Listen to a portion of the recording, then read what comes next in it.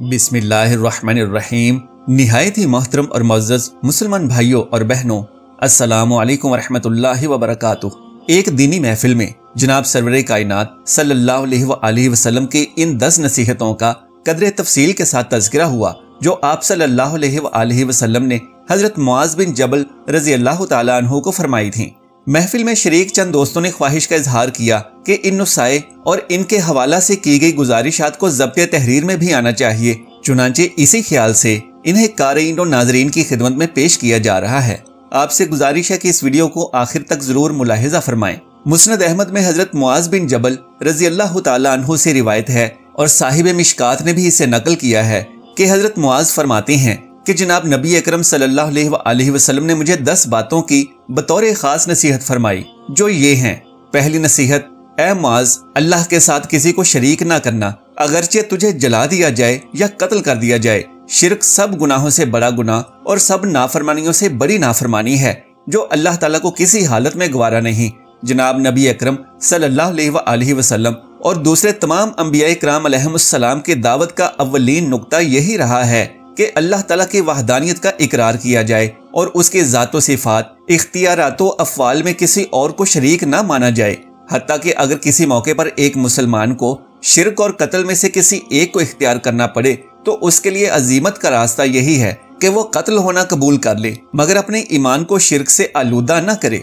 दूसरी नसीहत, माँ बाप की नाफरमानी हरगिज़ ना करना, अगरचे वो तुझे घर बार छोड़ने का हुक्म दें। कुरान करीम में अल्लाह रब्बुल इज़्ज़त ने मुतअद्दिद मुकामात पर अपनी तौहीद और बंदगी के साथ माँ बाप की फरमाबरदारी और उनके साथ हुस्न सलूक का हुक्म दिया है, जिसकी वजह मुफस्सिरीन किराम रहमहुल्लाह ये बयान फरमाते हैं कि इंसान के पास सबसे बड़ी दौलत और नेमत उसकी जिंदगी है और जिंदगी देने वाला खुदा है, मगर इंसान के वजूद और जिंदगी का ज़ाहिरी जरिया माँ बाप हैं। इसलिए जिस तरह अल्लाह ताला का शुक्रगुजार रहना जरूरी है, इसी तरह माँ बाप की शुक्रगुजारी भी वाजिब है। और माँ बाप का हक ये है कि जब तक वो अल्लाह ताला और रसूल सल्लल्लाहु अलैहि वसल्लम के किसी वाज़ेह हुक्म की खिलाफ वर्जी की बात ना करें, उनके हुक्म को मानना शरअन जरूरी है। अगर माँ बाप मुशरिक भी हों तो उनकी खिदमत करना और उनकी ज़रूरियात ज़िंदगी का लिहाज करना और उनकी बदनी ज़रूरियात मसलन खाना पीना, उनके आराम का ख्याल रखना वाजिब है, अगरचे उनके दीन पर उनकी इताअत करना कुफ्र है। तीसरी नसीहत, फ़र्ज नमाज अमदन हरगिज़ तर्क ना करना, क्योंकि जिसने फर्ज नमाज जानबूझकर छोड़ दी अल्लाह ताला का ज़ुम्मा उससे उठ गया। हर मुसलमान मर्द और औरत पर दिन रात में 5 नमाजें फ़र्ज हैं, जिनको बिला उज़र तर्क करना गुनाह कबीरा है। और अगर कोई फ़र्ज नमाज रह गई है तो जब तक उसकी कज़ा नहीं करेगा और तौबा व इस्तग़फ़ार नहीं करेगा, ये गुनाह मुआफ़ नहीं होगा। इसलिए हर मुसलमान को नमाज की पाबंदी करनी चाहिए। जो मुसलमान नमाजों की पाबंदी करता है वो अल्लाह ताला की खुसूसी रहमत की निगरानी और हिफाजत में आ जाता है, और जब कोई शख्स जानबूझकर फर्ज नमाज तर्क करता है तो ये हिफाजत उससे उठ जाती है। चौथी नसीहत, शराब हरगिज़ ना पीना, इसलिए कि ये बुराई की जड़ है। शराब को कुरान करीम ने गंदगी कहा है और जनाब नबी अकरम सल्लल्लाहु अलैहि वसल्लम ने उम्मुल खबाइस करार दिया है। शराब इस्लाम में हराम है और शराब की तरह हर वो चीज़ हराम है जो नशा देती है। जनाब नबी अकरम सल्लल्लाहु अलैहि वसल्लम ने एक हदीस में इरशाद फरमाया है कि नशा देने वाली हर चीज़ हराम है और इसका इस्तेमाल कबीरा गुनाह है। इसलिए हर मुसलमान को चाहिए कि वो ऐसी गंदगी से खुद को दूर रखे और शराब समेत नशा वाली कोई चीज इस्तेमाल ना करे।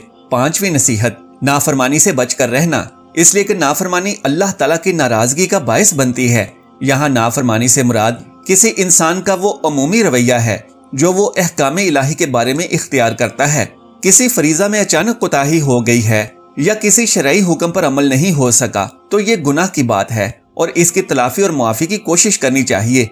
लेकिन शरई अहकाम के बारे में किसी का अमूमी तर्ज अमल ही ये हो गया है कि ना मानने और अमल ना करने का मिजाज बन गया, तो ऐसा शख्स नाफरमान कहलाता है और अल्लाह ताला की नाराजगी का मस्तूजब करार पाता है। इसलिए हम सबको अपने अमूमी तर्ज अमल का जायजा लेना चाहिए कि कुरान और सुन्नत के अहकाम और हिदायत के हवाले से हमारा रवैया क्या है, और ऐसे तर्ज अमल से गुरेज करना चाहिए जिस पर नाफरमानी का इतलाक हो सके। छठी नसीहत, मैदानी जंग से फरार इख्तियार न करना, अगरचे लोग हलाक हो रहे हों। जहाद और उसमें साबित कदमी दीनी तकाज़ों और फ़राइज़ में से है, और मैदानी जहाद में दुश्मन से लड़ते हुए मौत के खौफ से भागना कबीरा गुनाह है, जिसकी कुरान करीम ने मज़म्मत की है। इसलिए कि मौत अल्लाह ताला के हाथ में है और जो अपने वक्त पर हर हालत में आकर रहेगी। اور جہاد سے بھاگنا دراصل اللہ تعالیٰ کے حکم سے بھاگنا ہے جو شدید ترین نافرمانی ہے۔ البتہ جنگی حکمت کے تحت جگہ بدلنا اور عسکری ضرورت کے تحت پیچھے ہٹنا اس میں شامل نہیں ہے۔ 7ویں نصیحت، جب کسی جگہ موت کی وبا ہو اور تم وہاں ہو تو ثابت قدم رہو۔ شرعی مسئلہ یہ ہے کہ جناب نبی اکرم صلی اللہ علیہ وآلہ وسلم کی ہدایت ہے کہ اگر کسی جگہ ایسی وبا پھیل جائے کہ عام موتیں ہو رہی ہوں، مثلا ہیضہ اور طاعون وغیرہ ہو، تو وہاں رہنے والوں میں سے کوئی باہر نہ جائے اور نہ ہی باہر سے کوئی وہاں جائے۔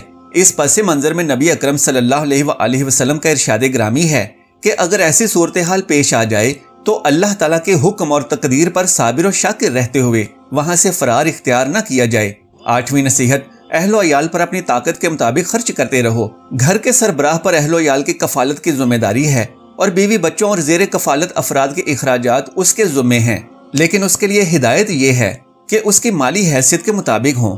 اگر وہ اپنی حیثیت اور وسعت سے کم خرچ کرتا ہے اور ضروریات فراہم نہیں کرتا تو وہ اپنی بیوی بچوں کی حق تلفی کر رہا ہے، اور اگر بیوی بچے اس کی حیثیت و طاقت سے زیادہ کا اس سے مطالبہ کرتے ہیں تو وہ اس کے ساتھ ناانصافی کر رہے ہیں۔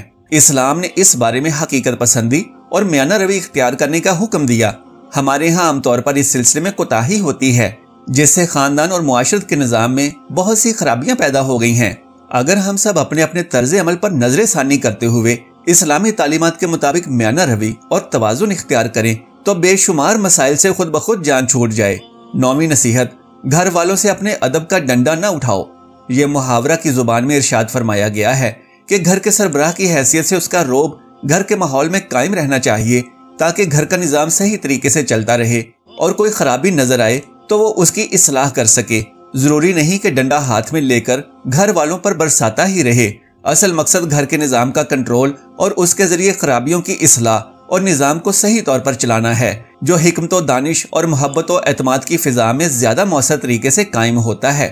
اس سلسلے میں خود جناب نبی اکرم صلی اللہ علیہ وآلہ وسلم کی سنت مبارکہ یہ ہے کہ انہوں نے زندگی بھر کسی بیوی بچے حتیٰ کہ خادم پر بھی کبھی ہاتھ نہیں اٹھایا اور محبت و اعتماد کے ساتھ گھر کے نظام کو کنٹرول میں رکھا ہے۔ البتہ کبھی اشد مجبوری ہو اور اصلاح کے دیگر ذرائع ناکام ہو جائیں تو بقدر ضرورت ڈنڈے کے استعمال کی بھی گنجائش موجود ہے۔